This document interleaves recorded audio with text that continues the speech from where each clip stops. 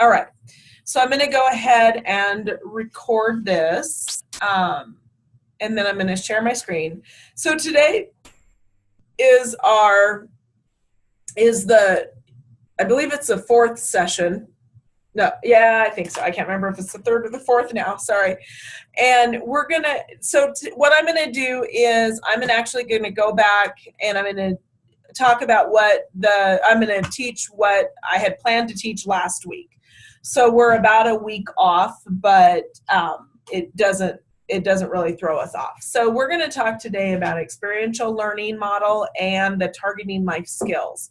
So again, one of the reasons why I decided to start back with these topics is I think it really lays a good foundation for what positive youth development is and what we should be grounding our programs in. And these are two models that to me are very much should be what we are teaching. And so when we talk about experiential learning, our programming and with our volunteers, we need to make sure our volunteers understand what the experiential learning is so that our young people aren't just always getting lectured to, they're actually having some processing questions. And then also the targeting life skills model is another one that, again, when we talk about what 4-H does for young people, so, we talk about the life skills that they gain. And so it's critical, I think, to try to show that. So I'm going to start with the experiential learning. All right. So, sorry, I need to open my chat box. So if you guys have questions while we're going, please don't hesitate to stop me and ask me those questions. Just type them in the chat box. And excuse me if I cough. I'm still trying to fight this bug, and the coughing just won't go away. We've decided, all of us around here that have had it, decided the coughing will be here forever. But so the experiential teaching and learning model. Experiential learning, it really takes place. The person that is credited for the creation of experiential learning is John Dewey. And he said, experiential learning takes place when a person involved in an activity looks back and evaluates it, determines what was useful or important to remember, and uses that information to then perform another activity. So within the experiential learning model, young people are learning, they're learning life skills, they're learning those project or content skills, they're learning those science processing skills. They're also learning applied skills and things that they can learn here and be able to adapt them for another situation. They're learning workforce or leadership skills and then service learning skills. So with this, the 4-H program promotes experiential learning model, the experiential model of learning, as the primary focus for educating. I know probably both of you have seen this multiple times, and it's something that it's really the way we address how we teach young people. And so it takes them simply beyond just doing the activity and has them learn about that experience. So this is a copy of the experience. This is the big copy of the experiential learning model. So a lot of people refer to it as do, reflect, apply. That's a simple version of it. Then there's actually 5 steps in the process, and we're going to talk about each of these 5 steps. But you have the experience, so they actually do the activity. So this could be maybe, if they're doing a beef project, this could be where they learn how to clip the animal. So they're actually doing the activity. Then then you come together and you're going to share the results of what happened. And you get those reactions. Then the next step is process.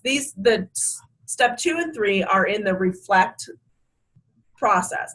So you're going to process. You're going to discuss and I just discovered a typo. It's looking at the experience. You're going to analyze and reflect on that experience.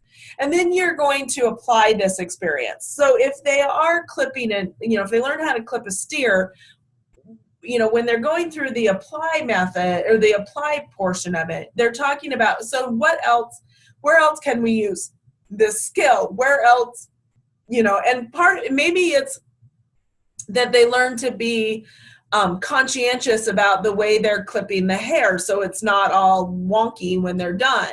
And so that skill is they're learning how to be conscientious, or they're learning about details. So where else can they take that? Not just that they learned how to clip hair, but they learned that life skill. So you can see the generalize and then apply. So when we start with the first step, this is the action step. So really the experience, so they're doing it. So the key concept, they're planning for the discovery, they're experiencing. This is for our volunteers and for us and for staff, this is really where you need to sit on your hands. You're observing what's happening. You're looking for that bigger picture. So again, kind of those objectives of this portion of it is to explore or to examine, to construct, or to arrange. When you get to the personal and the group reflection stages, so the key concept here is you're responding to that question, so what happened? They are, when you're processing, when you're sharing, it's so what happened. And then in the processing part, you're looking at what was important. You're looking at those patterns. And then the leader's role in this portion of it is to really allow adequate time for sharing. And this is part of what we find within 4-H and within Extension in general. We tend to do and do and do, and we probably will build in a few minutes for the reflect, so tell me about your learning, what you do, but we don't build in, but we oftentimes forget that. And so we forget to build that in, and we really don't put the apply portion in. But the other piece, we want to ask open-ended questions to stimulate thinking and feeling. And just so we're going to go through some potential questions that you can ask during this time, so that way, because I know I always struggle sometimes with what should I be asking during this? So I'm going to actually hopefully give you some ideas of some questions to ask, and then, you can turn around and share those. This is a great time to do a pair share activity or a large group share. So pair share, if you're not familiar with that, that's when you get two people get together and they share, you pair them together and then they share what they learned. Or if you've got a small enough group that people they feel comfortable enough sharing within the large group, you could also do it that way.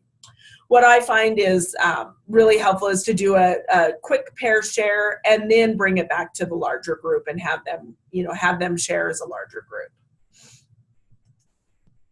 And then the connection and the application step. So the key concept when you're looking at the generalizing step, so what? So what does it matter that I did this activity? So does it matter that I learned how to clip a steer? No. What else? What else is there? And then this is where you really guide the youth to making those connections between that personal inner meaning of the activity and the broader world. So as I said, maybe the other one is so they're doing a baking project and you're teaching them how to measure properly. Well, most of us know that if we're baking and we put in too much of one item or we forget an item, the baking, whatever we're making is not going to turn out. And so, you're teaching them to follow directions. And so what you're doing in the generalizing is you're trying to get, your job is to connect them with that, well, we learned how to follow directions.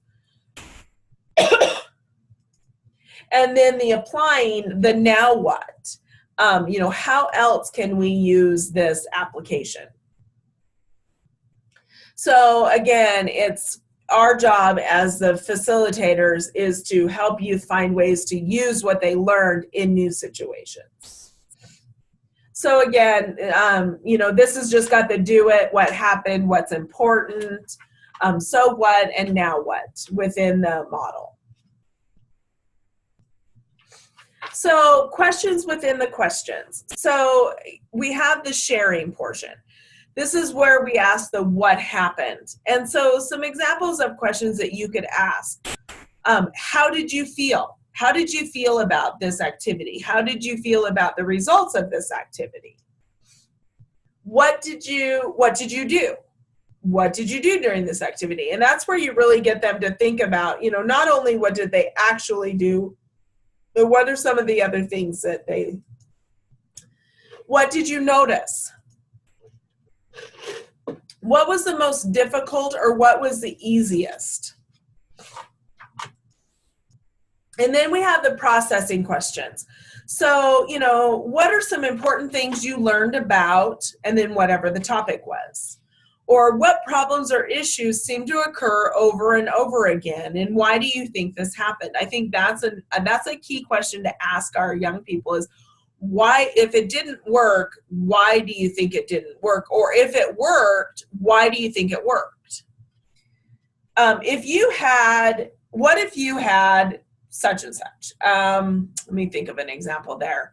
So, going back to baking. What if you had added 3 tablespoons of baking powder instead of 3 teaspoons of baking soda to the recipe? What would have happened? Or, you can get them thinking about what if you would have added sugar instead of salt? Or what if you would have added, whatever it is, have them think about what would have happened. And if you could, this is always the question, this is the question that we push our staff and our volunteers to always ask. If you could do this again, what would you do differently? And that to me is a real key question to ask if you are, that's a huge key question to ask. If you are, especially if they have failed at whatever the activity is, have them go back and think about what they could do differently in order to be successful next time. And then what did you learn about yourself through this activity? I think that's always a really good question. This is kind of in that so what category. How do the major themes or the items relate to other things in your life? And this is where they're starting to think about those life skills, how they relate to the life skills. And then what did you learn about and then the life skill while you were doing this activity? One of the things, I've done a couple of activities with this. I think it's always good to do an activity with the experiential learning so people can get the concept. And the couple of the activities I've done, I've given groups, I broke them into smaller groups, and I've given them a bunch of Legos and said, build a house. And they have to figure out from the Legos that they were given how they're going to build a house or build whatever you want them to build. And then you go through and ask these questions. The other one, I don't know if you guys have ever seen the balloon with the skewer, and where you blow up the balloon and you put the skewer through the balloon without popping the balloon. Have you guys seen that one?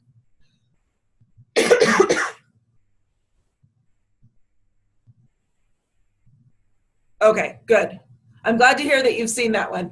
That's also another really good one to do here. And that one's quick and simple and cheap to do. Legos, sometimes if you don't have Legos laying around, then you have to find Legos. But the balloon and the skewers to me is probably the easiest one to do, and that really gets people thinking about. And like on that one, what we do is talk about, when we're talking about kind of this so what, you have them think about, when you're putting the skewer, you can't put it through the weakest part of the balloon because it's going to pop. And in life you don't poke at something that's weak, is one thing. You don't try to to poke something through when you have a week. You try to find the toughest part and pull that, and have that go through. So, and then when you've got the now what, so what would you do next time if you run into a similar situation? That gets people, our young people and our adults thinking about what you could do in a similar situation. How could you have used what you learned in a similar situation? And then also, what would you do differently next time? So when you think about it, experiential learning takes place when a person involved in the activity looks back and evaluates it, determines what was useful or important to remember, and then uses that information to perform another activity. So that was Dewey's quote. And if you look, you've got that the do, reflect, and apply in that quote. So really, experiential learning should thread through one skill or many skills through one activity, or it can also be a short series of activities. And so, it really is a whole variety. It should be threaded through everything that we do. And when you look at our 4-H curriculum, one of the reasons that we really stress using 4-H curriculum in a program is, or, with our volunteers for them, is because it really is grounded. Most of the curriculum is grounded in this experiential learning. And most of the activities, especially if it's national curriculum, it is going to have this. So we want to remember that the focus is on learning and leading experientially when we're working with our young people, with our 4-H youth. And that's really, I think that's something, as we're working with our volunteers or working with our even ourselves, is how can we take an activity and make it experiential? There's several different ways. I was doing a lesson one time. This is when I was doing my student teaching in a class, and I was talking about soil leaching. The water leaching stuff into the ground and from the soil. And, you think about it, how can, besides just showing diagrams and showing pictures, how could I show that? Or how could the young people do that? And so I came up with the activity of, I had a beaker and I took cotton, essentially. I think I just took cotton balls and I filled it up to a point, I put the cotton balls and then I put soil on top of the cotton balls in the beaker and then poured water on top, and it showed the soil leaching down. It, showed the water coming down and the soil going into, and you could see the dirty water underneath. And you could see it coming down through the cotton. And, that's something, I did it as a whole group. I stood in front and showed that. But that's something you could have the young people do within that activity, is they could, you could give them different types of soil. And they have to figure out which one leaches through, which soil leaches into the groundwater. You could have, there's just a whole variety of things that you could do with that. But again, they're not just looking at a picture on a board, but they're getting that experience of seeing that in person. And then you could talk about, in the real world, how that affects, groundwater and all of that. And we're co-learners in a youth-generated, adult-facilitated service for our future. And so, I like that quote just for the fact that, we're teaching young people, we're facilitating the learning of the young people so that they can become contributing members of our society. And that's a super quick review of experiential learning, but any questions on that?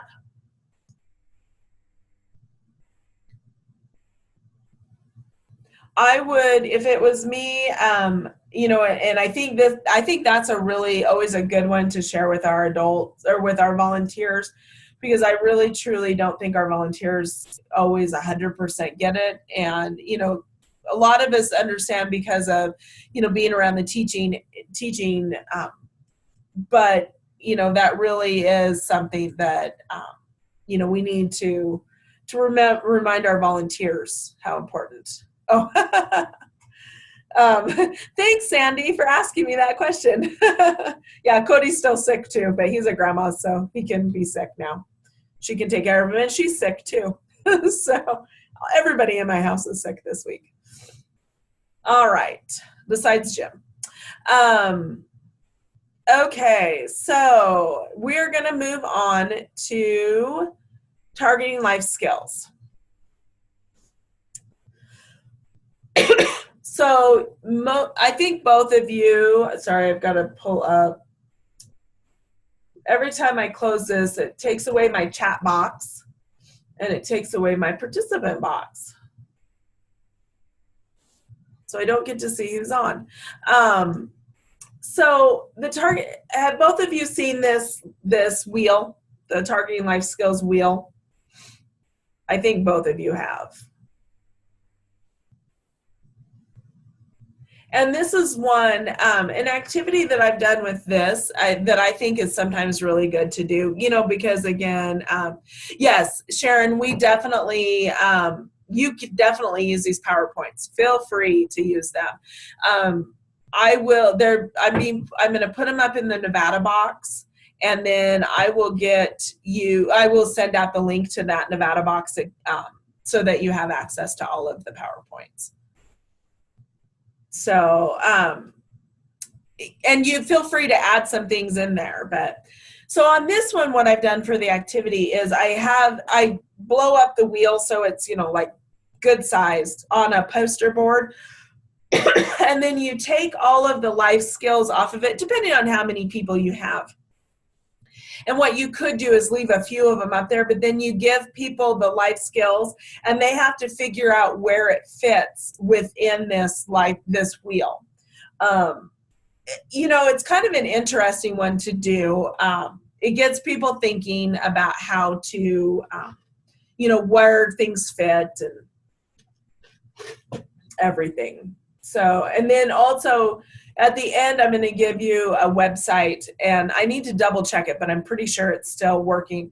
The targeting life skills information from Iowa, and they've got a few activities in there as well. But that one that I've used seems to work one of the best. So when we look at youth development, positive youth development really is, part of the reason why we do positive youth development is to identify the skills that young people need to have to become contributing members of society. So you can see, youth development is the process of mental, physical, social, and emotional growth, and it helps our young people to live productive lives and to, that are within the customs and regulations of society. So how does that happen? We know that our youth development experiences don't just happen. We have to be intentional about those. And so the best ones, now granted, I've had many positive youth development experiences that have been not carefully planned. They've been planned, but things go awry, as we all know, happens when we're working with kids, and you have to switch gears, and some of the best stuff happens there. But, realistically, we need to be intentional about what we're doing. So, one thing is we're planning activities. Not only are we thinking about what is experiential, what's experiential in that, what's experiential, but also we need to be thinking about what are the life skills that we want to teach our young people. Because we know that if you go back to the life skills wheel, and I've got a bigger one in here, and I'll share a bigger one with you guys. But, as we look at this, we know that, we're not going to be able to teach all of these life skills even in 1 year. So we just need to be thinking about, what are one or two things? And one of the nice things now is since we're moving into the adoption of using the common measures for an evaluation tool, if we are teaching a specific, if we're teaching some of these life skills, there is more than likely going to be some questions that you could then ask young people to see if they really are getting that skill. So, okay. So measuring impact, you guys have heard me say it multiple times that we're having to show, it's becoming more and more important that we show our program, that we're being held accountable for our program impacts. And so one of the ways that we can do that is to measure these life skills. One of the things that we're, with the evaluation that we're going to be doing at the beginning of the new 4-H year or the end of the 4-H year, depending how you want to phrase it, in that September-October timeframe, the statewide evaluation, that's one of the things that we want to show is what are some of those universal life skills that young people are gaining through involvement in our program. So what are the life skills? So a skill is a learned ability to do something well. So you can get, a skill on how to use a stapler. So I have my stapler, or how to cut, or how to cut with scissors, or, how to bake bread. A life skill is the abilities that individuals have that they can learn to help them become successful in life. So things like money management, things like conflict resolution, those types of skills. And we know that young people get both within the 4-H program. And that's what's so cool about the 4-H program to me.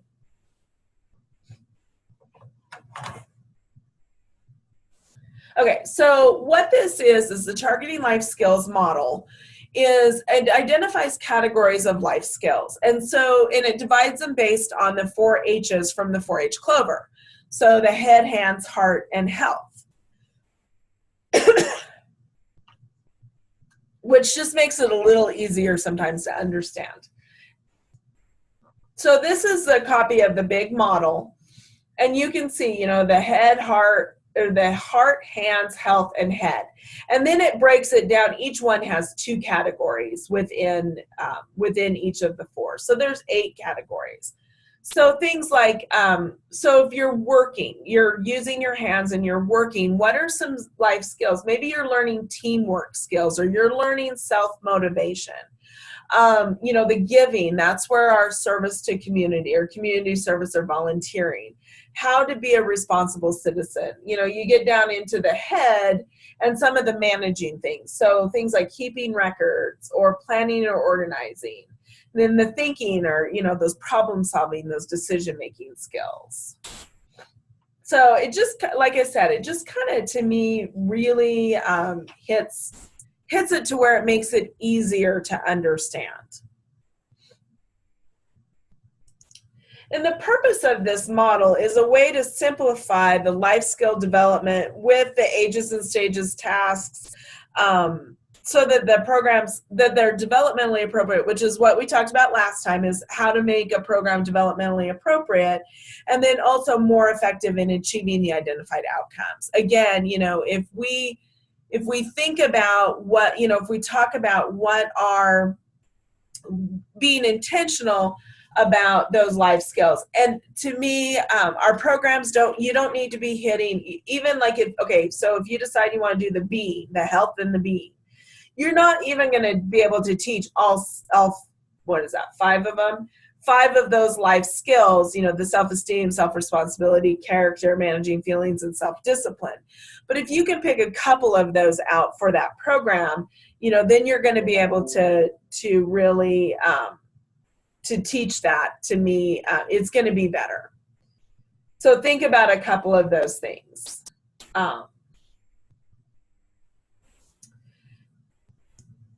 And the value of it, to me, this model has been around, Pat Hendricks, the person that created this model or developed this model for 4-H, actually worked in Idaho back in the, I think, late 80s, early 90s. It was before I was there, well before I was there. And then she went to Iowa, and really and she started working on it when she was in Idaho, but then when she went to Iowa is really where it's been around since I've been working. It's been around for a long time. And, again, it just makes it to where we're talking about intentionality. I don't see this model going away. I don't see it completely going away. There may be a little bit different way of talking about some of these things, but because we've been talking about some different structures, but one of the things that I've said all along is we have to teach this foundation of what is developmentally appropriate, the foundation of what are the assets, the developmental assets. I think that's another, baseline knowledge that we need to have. There needs to be a baseline knowledge in experiential learning, and as well as the life skills. We need to have that theory base in order to help both our volunteers and help ourselves. So it provides us a format for incorporating major points of youth programming planning. So again, you're assisting youth to reach their full potential through that positive approach to life skill development. You're delivering information and skill practice at the appropriate developmental levels at the target audience. Now, as we go back and look at, I'm going to go back to this, are we going to really be able to teach, like a clover bud about, let's see, what's one that's a little bit more critical thinking? Okay, that's a good one. Are we going to be able to teach clover buds, or even clover buds or third or fourth graders critical thinking skills? More than likely not, because their brain is not developmentally there yet. We can start talking to them about decision making, about problem solving. And then as they grow and progress through the program, then you're going to build those critical thinking skills. But but we know that developmentally it's not appropriate. So it's thinking about those types of things. Learning to learn. How many clover buds do we know that learn to learn? That's something that you gain as you get older.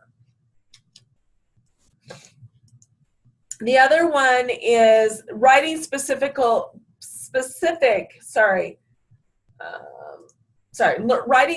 learning objectives for life skill development that are measurable. So again, this is where the common measures is going to come in super handy for you, for us, both at the county level and for the state level, in, a lot of those universal questions, or even a lot of the specific questions, the science or the career and college readiness, or any of those, that, we'll have the tools to help you to measure those in your programs. So, and then also it helps us in completing an instructional plan that, that it creates those experiences that are based on experiential learning theory that then can apply to the life skill development. If you're in the last, when we were just talking about experiential learning, then, we talked about the now what, so I learned this skill, or you have them think about what are the life skills that I learned through this activity. And so, but again, that's kind of an intentional instructional plan. You have to be thinking about some of those things beforehand, and we need to make sure that our volunteers are thinking in that manner as well. And then identifying observable or measurable indicators of change that, that can help evaluate that impact or that goal. So again, as I said before, it's a lot of stuff about, measuring for impact. And that's one of the nice things about the life skill is there is some really good information, we can use it to do that evaluation. So the couple of the things too, I'm going to be sharing with you. Let me see. And here is here's the information. I will double check this website to make sure it's still up there before I get this sent out to everybody. But if you go to Iowa State, they're the ones who have the targeting life skills. And there's a couple of, I'm going to stop sharing this and share with you. I just have to let's see. There we go. Okay. So I'm seeing if I have it. Yes. So I do have a handout that I will also share with you guys. I'm going to share it right now. So you can, it's not like oh, here we go. So this is the handout that you could share with your volunteers. You can also order a pack of like 50 of the Targeting Life Skills wheel if you wanted to. I can't remember how much. They do cost money, or again, you can just use something like this. The other thing that I'm going to be sharing with you guys, because I don't know if you guys can see that. Okay. So this is a handout from Florida that I have used for a number of years, and to me, I think it gives a really good background on the Targeting Life Skills model, and really gives you some, I like this, the 4-H focus on youth competencies. So within the head, kind of where those things, it talks about those inner circles of the wheel. So again, and this is something good that you can share with your volunteers. I think that's a good one to share with volunteers. So I'll be so I'm going to put all of those in the Nevada box for you guys to pick up and use. Please use them. I would hate to think, I've spent a few years creating some of these, and I want to make sure that they are utilized. So, and that's part of why I'm doing these. So, and again, there is the activity, we've got the activity here where you can do it could be the pizza activity where you just have them put in the different pieces, see if they can figure out what category the life skill goes into. So, any questions?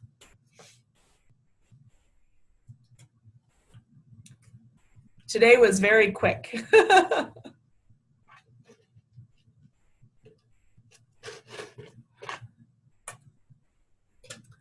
So, okay.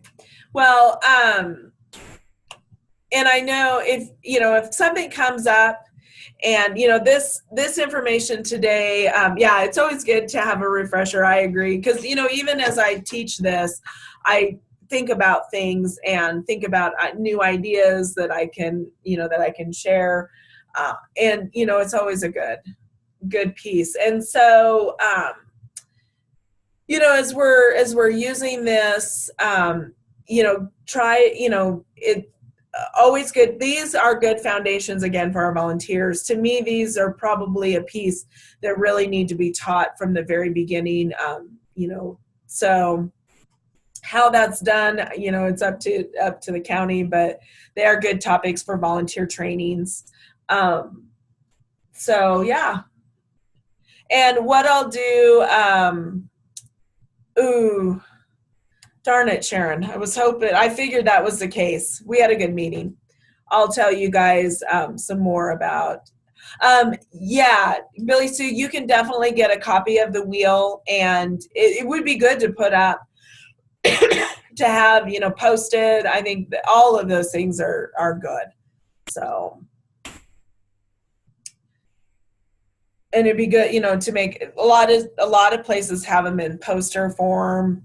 They're kind of all over. So, okay. So what I'll do is I'm going to reschedule last week's orientation. I was going to try to do it this week, but my schedule is already full. So I'm probably going to do it next week, and we'll probably just have 2 next week. and we'll just, we're just going to be going. So what I did is just started from where I was supposed to teach last week. So I will get everybody, I will send out that update. I was trying to schedule it this week, but it just got a little crazy. And now I think my schedule is full, except for Friday. And I know with it being the Friday before Easter, I don't want to schedule a whole lot that day for most people because, that is typically can be a big day for days off. So, all right. Oh, yeah. I'll send out the notes from last night's meeting, from our ambassador meeting. We really didn't do a whole lot. I think most of them were on. We talked about the orientation, or we talked about the meeting this summer. And I gave them the dates and told them we're still working on location. We talked about a community service activity. So Cheyenne and Conscious both volunteered to kind of help put together some of the logistics of how that's going to work. So we'll need to meet with them. And let's see, what was the other thing? Oh, and then we talked about the uniform. And I'm going to get everybody the cost of the uniforms sometime this week. I've just got to get them priced out again. It's been a while since I priced them. So I'll get everybody and get everybody's sizes so we can get those ordered. It was a very short meeting. We did not do, it wasn't real long. So, and I'll get some notes sent out to everybody. So we've got those. So, all right. Well, if there is nothing else, then I will let you guys go.